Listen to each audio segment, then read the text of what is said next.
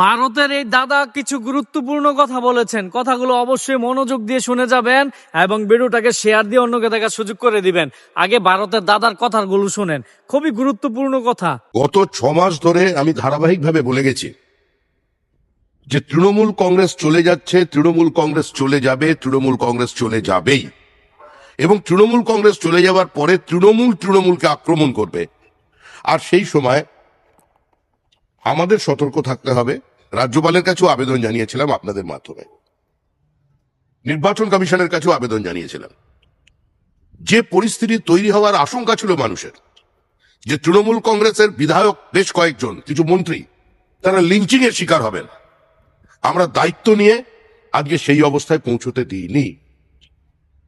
কিন্তু দীর্ঘদিনের অবদমিত ক্ষোভ এবং না পাওয়ার ব্যথা যদি তৃণমূলের একাংশকে তৃণমূলের বিরুদ্ধে আক্রমণ করতে উদ্যত হয়ে থাকে, তো সেখানে প্রশাসন কি করবে?